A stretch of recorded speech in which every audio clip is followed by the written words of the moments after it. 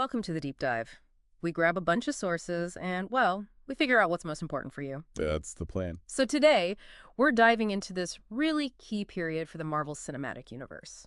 Maybe one people don't talk about enough, Phase 2. Think about it. You have this massive, massive success like the Avengers in 2012.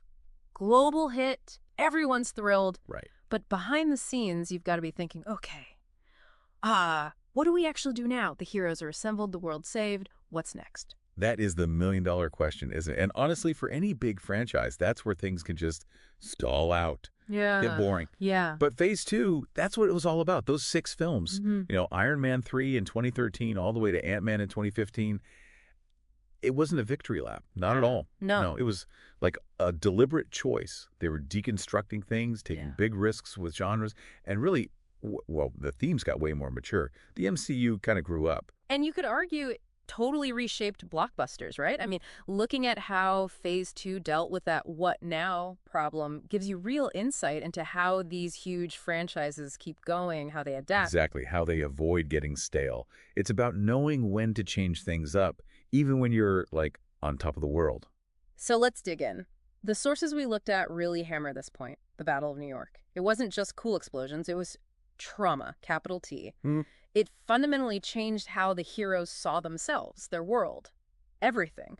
And that fallout, that was the engine for Phase 2. It's pretty fascinating how direct the links are. You see Tony Stark in Iron Man 3. He's got full-blown PTSD, crippling. Right, the anxiety attack. Yeah, the insomnia. And it wasn't just like a throwaway plot point. They treated it seriously. Some sources even mention psychologists pointing to it as, clinically accurate.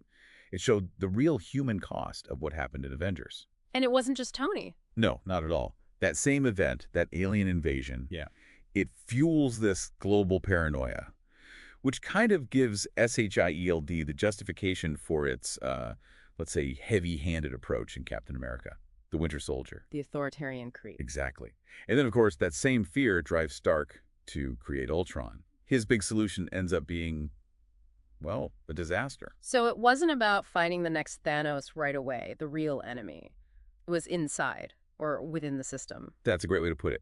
Phase 2 moved past the simple origin stories. It started asking tough questions about the cost of being a hero, psychologically, politically, personally. After Avengers, the big threat wasn't really aliens, was it? It was maybe superhero fatigue, people getting bored. Oh, definitely. Critics were already talking about it. Yeah. And Kevin Feige, Marvel, they knew just repeating the Phase 1 formula wasn't going to work long term. It'd get old fast. So what did they do? They pivoted, made a strategic change. A really smart one. Instead of just making superhero movies, they started making, like, movies in other genres that just happened to have superheroes in them. How big a deal was that change? It was huge. Think about it. Captain America, Winter Soldier, it's basically a 70s conspiracy thriller. A really good one. Yeah. Guardians of the Galaxy, that's pure space opera, swashbuckling fun. Ant-Man, it's a heist comedy. So they weren't just targeting comic book fans anymore. Exactly. They were pulling in people who like thrillers or sci-fi adventures or comedies. It broadened the audience, kept things fresh, catered to different tastes. It was honestly brilliant. And the impact, it went beyond just Marvel, didn't it? That whole idea of mixing genres. Absolutely. It changed the game for blockbusters. It showed that comic book movie wasn't just one thing. It could be this flexible container for all kinds of stories. Yeah. Hollywood definitely took notice. Okay, so the world's dealing with trauma, the studio's mixing genres. What about the heroes themselves? Phase 2 seems like it put the originals under a microscope, starting right away with Tony Stark in Iron Man 3. Totally. Iron Man 3 is all about Tony's trauma. It's a character study, really. Takes away his suits for a lot of it and asks that core question. Is it the man or the suit that makes the hero? And Shane Black directed it, right? It feels very much like his kind of movie. Oh, yeah. You've got the witty narration, the Christmas setting, that sort of buddy cop dynamic. It feels like, a Tom Clancy thriller, but with Tony Stark. And he's not just blasting things. He's grounded, using his brain, being resourceful, like MacGyver. Exactly. Using his smarts, not just the tech. And that deconstruction, it even applies to the villain, the Mandarin twist. Oh, boy. Yeah. That was something. Very controversial. The idea that this big, scary terrorist leader, the Mandarin, is actually just this washed-up British actor, Trevor Slattery. Played for laughs, mostly. Right. It was such a bold move, kind of a meta-commentary on how fear is manufactured, post 9/11. And it sidestepped the let's say, problematic aspects of the original comic character. So the real bad guy was Aldrich Killian? Yeah, played by Guy Pearce. And he's basically a consequence of Tony's past arrogance.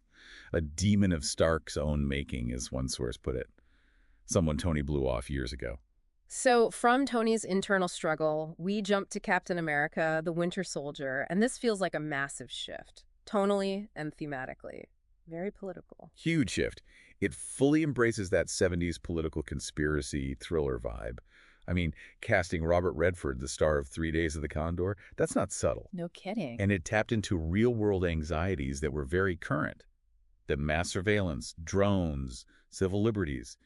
Yeah, the whole post-Snowden conversation, it made the stakes feel incredibly relevant. And the conflict for Cap is so personal. He's all about loyalty, duty, and suddenly he has to fight the very organization he works for. He has to become an enemy of the state to save its soul, essentially. It's heavy stuff. And then the twist, the big one, SHIELD is HYDRA, has been all along. That must have just blown up the whole MCU structure. Oh, completely. It shattered everything. SHIELD was the connective tissue. Suddenly, who do you trust? It changed everything for all the characters. Didn't it basically dictate the plot for the Agents of SHIELD TV show, too? Totally. They had to scramble and completely change course overnight because their whole premise just got nuked. Yeah. And the villain, the Winter Soldier himself, it's not just some random bad guy. It's Bucky, Steve's best friend. Right. Brainwashed, turned into this ghost assassin. So the fight isn't just about ideology. It's intensely personal. Steve's fighting to save his friend, his past.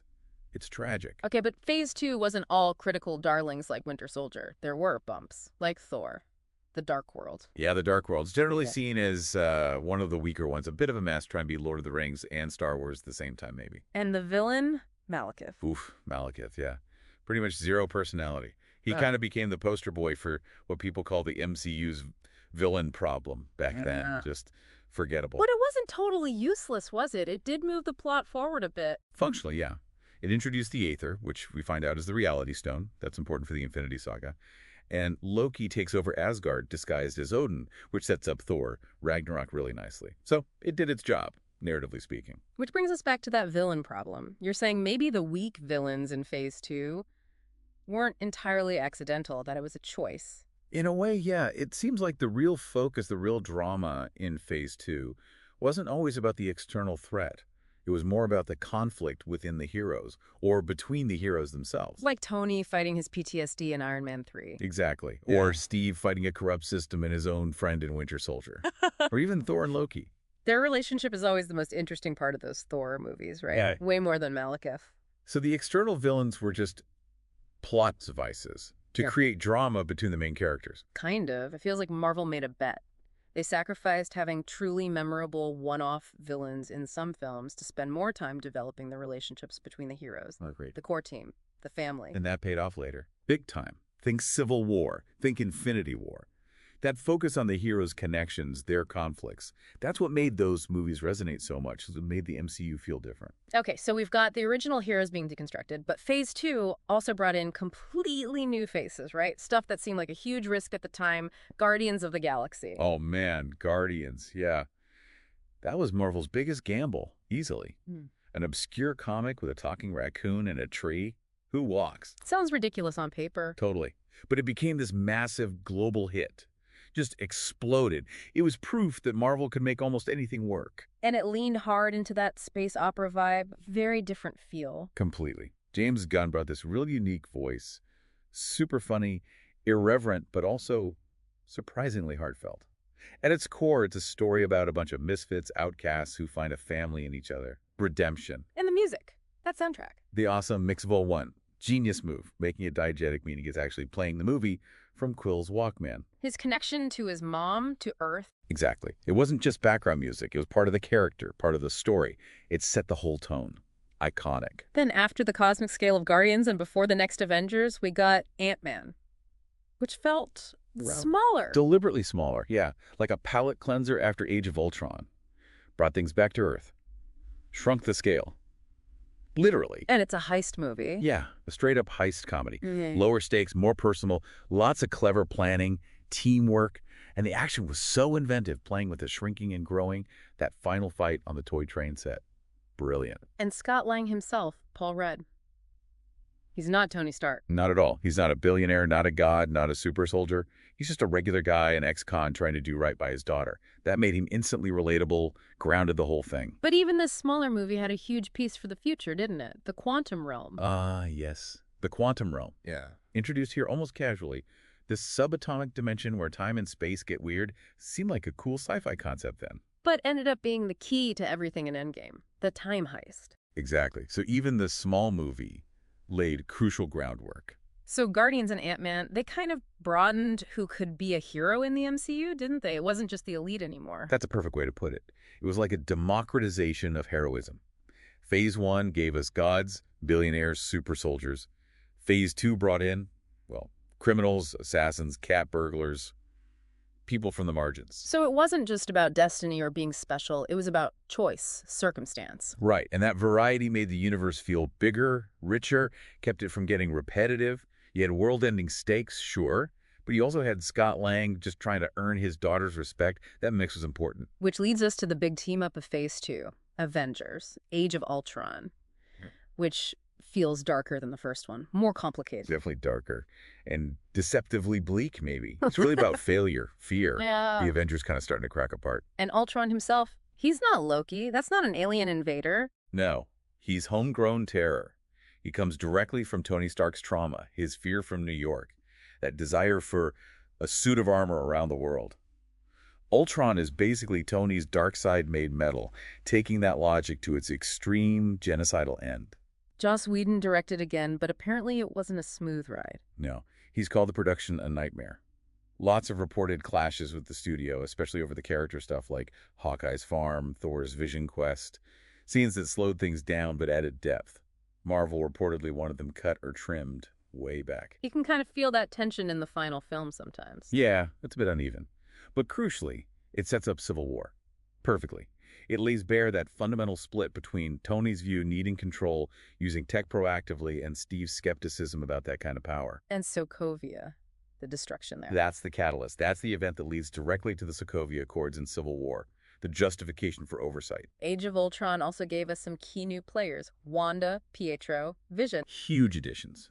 Wanda, Scarlet Witch, her power tied to trauma and the Mind Stone.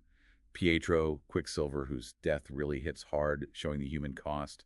And Vision, this synthetic being, calm, philosophical, a whole new kind of hero. You know, looking back, Winter Soldier and Age of Ultron together, they feel like they're making a really strong argument about security. That's a great insight. It's like a two-part thesis almost. That's that. Well, in Winter Soldier, the threat is HYDRA inside SHIELD, using the state's power project Insight for total control through preemptive strikes. Cap's answer, tear down the whole corrupt system. Choose freedom over security. Okay. Then, Age of Ultron shows the immediate aftermath. SHIELD is gone. So Tony, driven by that same fear, essentially privatizes that security state. He creates Ultron. Which is functionally the same idea as Project Insight, a global system to stop threats before they happen. Exactly. And what happens? It leads to a genocidal AI wanting to wipe out humanity. So whether it's the government or private tech, chasing absolute security leads to disaster, tyranny. That's the argument the two films make together. Yeah. It's quite powerful. It sets up the core conflict for the whole Infinity Saga. It's not just good versus evil. It's about freedom versus security, chaos versus control. Deep stuff for superhero movies. So summing up Phase 2, it's complicated, right? But what's its legacy? It's definitely twofold. On one hand, you have this bold experimentation, trying different genres, digging into trauma, paranoia, found families. It arguably saved the superhero genre from just repeating itself into oblivion. Proved it could be flexible, deep. But on the other hand, this is also where the Marvel formula really solidified. You know, the quippy humor, sometimes maybe too much, undercutting serious moments, the villain problem we talked about, the feeling that ultimately the heroes would be okay. right, you get masterpieces like Winter Soldier, but also Dark World. Exactly. That tension between innovation and formula really starts here and defines Marvel for a long time. And the success, Hollywood definitely noticed. Oh, massively. Phase 2's interconnected model, that serialized storytelling, it blew everyone away. Other studios tried desperately to copy it, launching their own universes, often not as successfully. A lot rushed it. Yeah, without the patience Marvel had. But the MCU model, really honed in Phase 2, became the way to make blockbusters for years. Long-term planning became king. And launching hits from characters nobody knew, like Guardians or Ant-Man. Yeah. That proved the brand was the star, right? Absolutely. It showed the strength of the Marvel brand itself. People trusted the studio. They'd show up for whatever Marvel put out. That cemented their dominance. It was pioneering this huge transmedia story on a scale no one had ever seen. So maybe the best way to think of Phase 2 is like the MCU's awkward teenage years. Huh. Yeah, that's not bad. Difficult adolescence. Questioning everything, tearing things down, sometimes messing up, sometimes finding moments of brilliance. It took risks, broke things. And in doing that, it found a stronger foundation. Built on different genres, deeper characters, this huge, sprawling story. That's what turned an experiment into an empire. For better or worse, it changed how we watch movies.